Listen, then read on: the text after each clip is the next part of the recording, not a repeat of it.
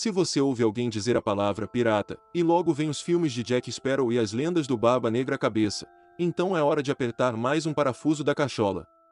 Esqueça um pouco o mundo da fantasia, das lendas e, principalmente, dos filmes que não condizem com o quesito realidade, seja ela no passado, presente ou futuro. Infelizmente, desde alguns séculos atrás, os piratas ganharam a imagem de pessoas totalmente underground, sem educação, atuando como verdadeiros marginais, ladrões e assassinos soltos pelas águas dos oceanos do planeta azul.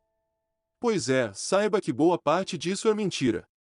Essa imagem distorcida que muita gente tem desses precursores dos conhecimentos da navegação não passa de um grave erro que foi grudado no cérebro dos seres humanos, desde crianças. O auge.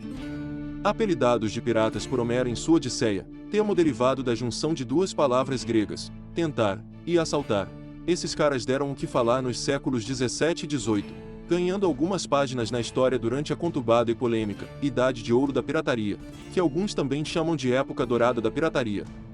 De acordo com alguns registros históricos da época, não tão confiáveis assim, o objetivo dessa turma era simples: apoderar-se das riquezas alheias de mercadores, pilhar os navios do Estado, saquear pequenos povoados e até mesmo cidades costeiras, capturando tudo o que tivesse valor, metais, pedras preciosas, bens.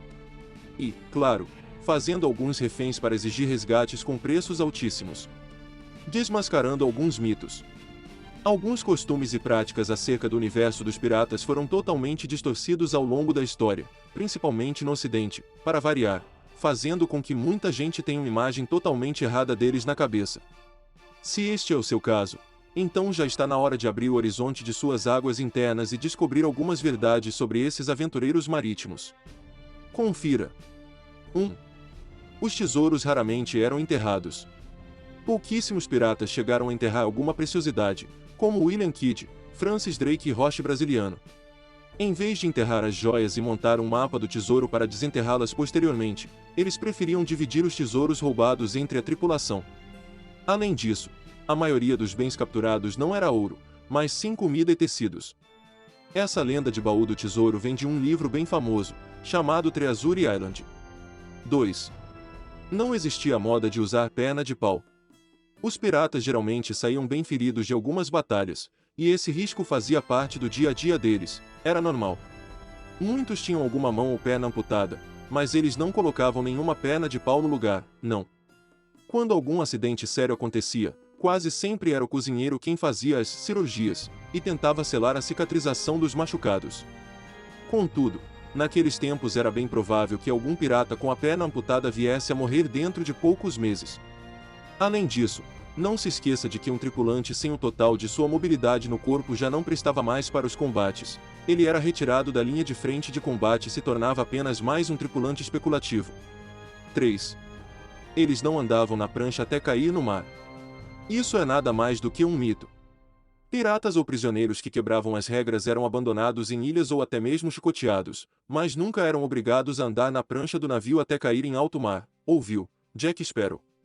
Em alguns casos mais críticos, o pirata era amarrado a uma corda e então jogado ao mar, de um lado do navio cruel. 4. Equipe exemplar de trabalhadores. Um navio pirata era mais que um barco cheio de marginais, assassinos e ladrões. Na verdade, ele era uma máquina que funcionava muito bem, com bons trabalhadores e até mesmo divisões de cargos bem definidas. O capitão era o cara, e sempre decidia para onde ir e a quem atacar. Além disso, ele tinha o controle total durante as batalhas. O intendente era responsável por supervisionar a operação do navio e dividia o dinheiro conquistado. Entre outras funções, estavam o carpinteiro, artilheiro, navegador e cozinheiro. 5. Existiam mulheres piratas. Sim, é verdade. Tudo bem que era um caso bem raro de acontecer, mas havia algumas mulheres que também eram piratas e se aventuravam, que nem macho, pelos mares.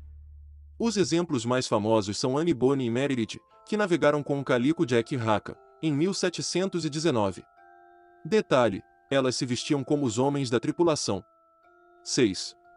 Eles tinham regras e regulamentos. Se você acha que a vida dos piratas era totalmente sem regras, apenas atacando, roubando e enchendo a cara de rum, está enganado. A maioria das tripulações de piratas tinha seu próprio código, sempre definido pelo capitão, que deveria ser seguido à risca por todos os membros. As regras incluíam punições severas para mentiras, roubos ou brigas a bordo. 7. Opção saudável, de trabalho alternativo. Não pense que os piratas eram largados e que não conseguiam encontrar emprego. Muitos deles escolhiam esse tipo de vida ou viam nos navios um meio de fugir de alguma perseguição política ou religiosa, comum desde o início da galáxia. Para você ter ideia, quando um navio mercante era abordado, não era raro ver boa parte da tripulação comercial se unindo aos piratas. Naquela época, os trabalhos vistos como honestos eram apenas o comércio e o serviço militar, mas ambos ofereciam condições terríveis. 8. Muitos piratas eram maçons. Pois é, senhoras e senhores. Inúmeros maçons eram tripulantes ativos de navios piratas, e existem algumas informações históricas que dizem que a frota dos Templários, Ordem do Templo, deu um verdadeiro upgrade no mundo da pirataria, chegando até a América, antes de Cristóvão Colombo pisar no novo continente. Vale ressaltar que, por volta do ano de 1307, o último grão-mestre templário, Jacques de Molay, foi imolado em uma fogueira pelo rei Filipe IV, fazendo com que muitos cavaleiros templários, que depois de muitos anos iriam pregar uma nova doutrina na época, que hoje conhecemos como maçonaria, se dispersassem pelo globo. Detalhe: o tesouro e a frota dos templários nunca foram achados. Ao longo do tempo, os maçons viam na pirataria um modo eficiente de fugir das perseguições imperiais e religiosas, assim como uma boa desculpa para atacar navios e dizimar povoados que faziam parte de quem os estava perseguindo ao longo dos tempos. Inclusive, a famosa bandeira dos piratas, chamada de Jolly Roger, é um símbolo maçônico, antes de ser hasteada em navios piratas.